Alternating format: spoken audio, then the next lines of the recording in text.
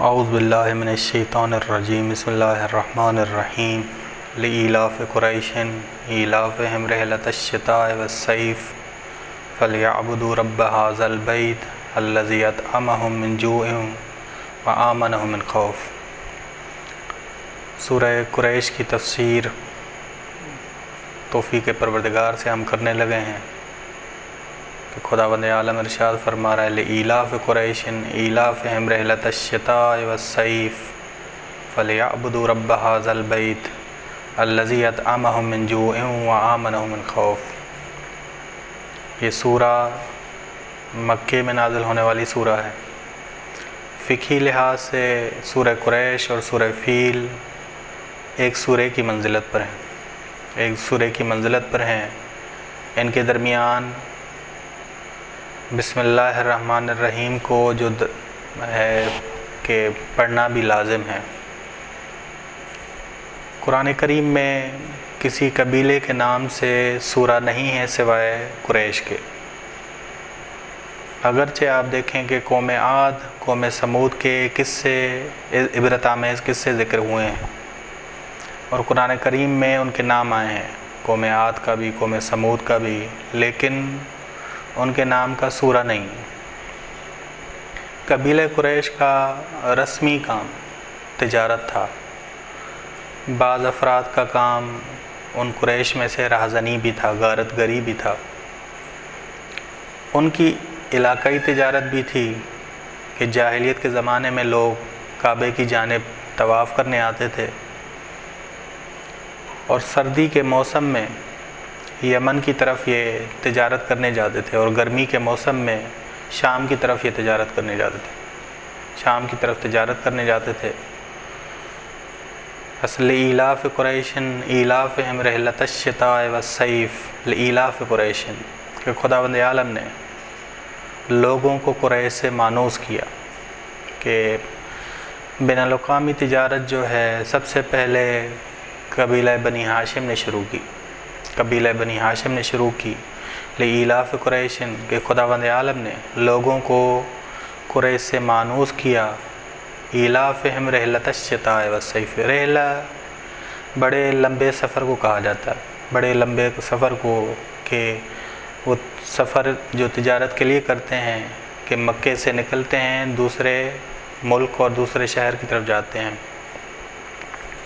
بس ایلافہم رحلۃ الشتاء والصیف، ان کو مانوس کیا سردی کے موسم کے سفر میں کہ وہ یمن کی طرف جائیں اور گرمی کے موسم میں سفر کریں شام کی جانب، اور خداوند عالم نے موانعات ہٹائے کہ وہ راستہ خداوند عالم نے ان کے لیے امن والا قرار دے دیا اور ان کی معیشت یہ بہتر ہو، تاکہ ان کی معیشت بہتر ہو۔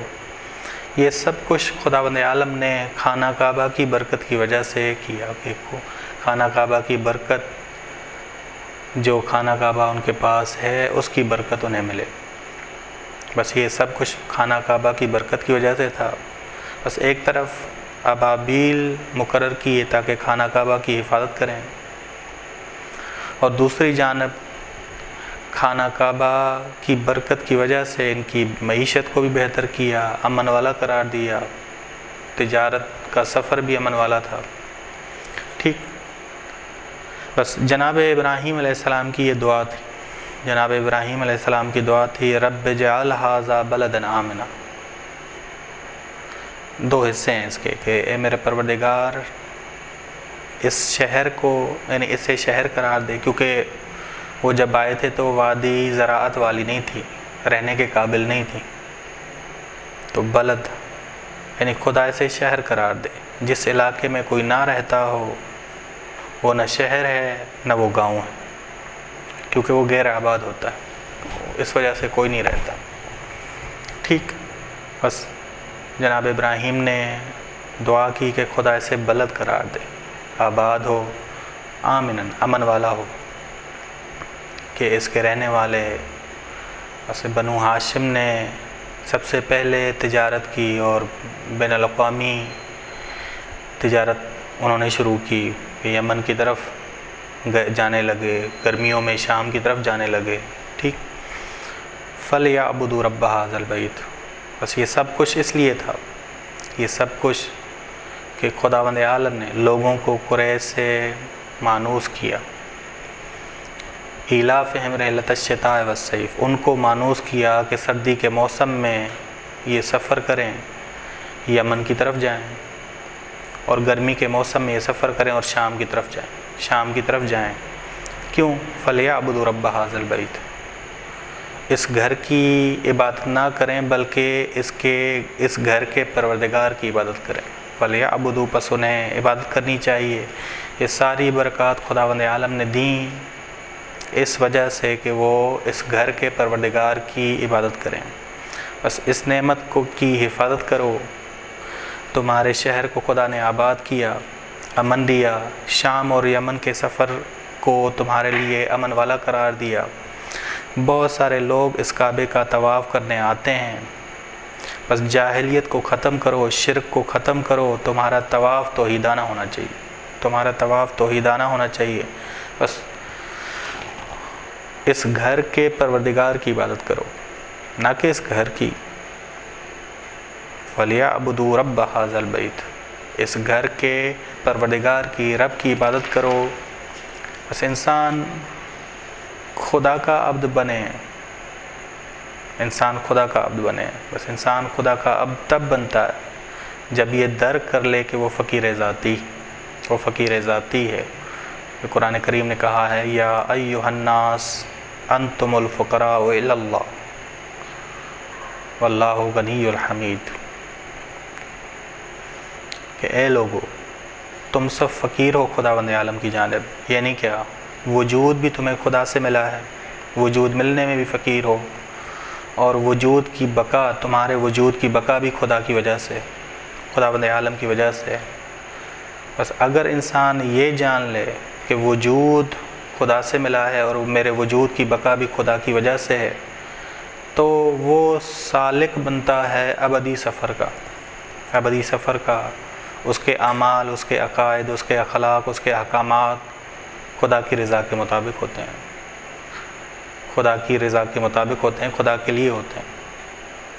بس اول خداوند عالم نے ان کی اقتصاد کو درست کیا، دوم مکے کو امن والا شہر قرار دیا، ان کا سفر یمن کی جانب یا شام کی جانب ہو وہ بھی امن والا قرار دیا۔ بس مکے کو بھی امن والا شہر، لوگ آتے تھے، طواف کرنے آتے تھے۔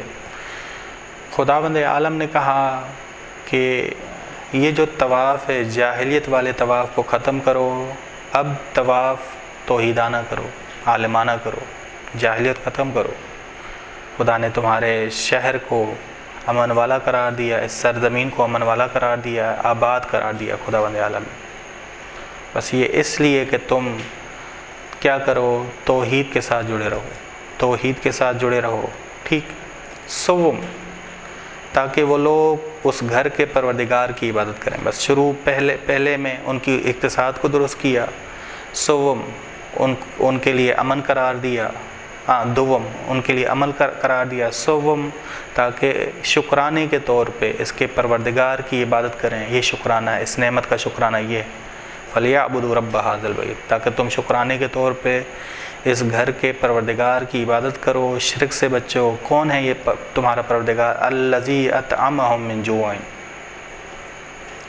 وہ جو تمہیں بھوک میں کھلاتا ہے، یعنی تمہاری بھوک کو ختم کیا۔ وَآمَنَهُم مِّن خَوْفٍ، جس نے تمہیں خوف سے امن دی، یعنی کیا؟ الَّذِي أَطْعَمَهُم مِّن جُوعٍ، یعنی اقتصاد درست، تمہارے اقتصاد فقر کو، فقری اقتصاد کو ختم کیا، درست اقتصاد کو قرار دیا ہے۔ بس جس نے ان کو کھلایا ہے بھوک میں، یعنی کیا؟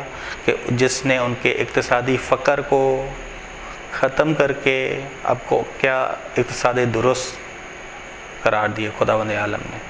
وَآمَنَهُم مِّن خَوْفٍ، کہ ہر طرف سے ان پہ حملے ہوتے تھے۔ جوں ہی ابرہہ کا لشکر ناکام ہوا ہے، لوگوں کے اندر خوف آ گیا کہ ان پہ حملہ نہ کیا جائے، غیبی امداد ہے ان کے ساتھ۔ بس ابرہہ کا لشکر جوں ہی ناکام ہوا، ابابیل پرندوں نے جب ان کی مکے کی خانہ کعبہ کی حفاظت کی تو لوگوں کے اندر خوف آ گیا، اور ان کا سفر امان والا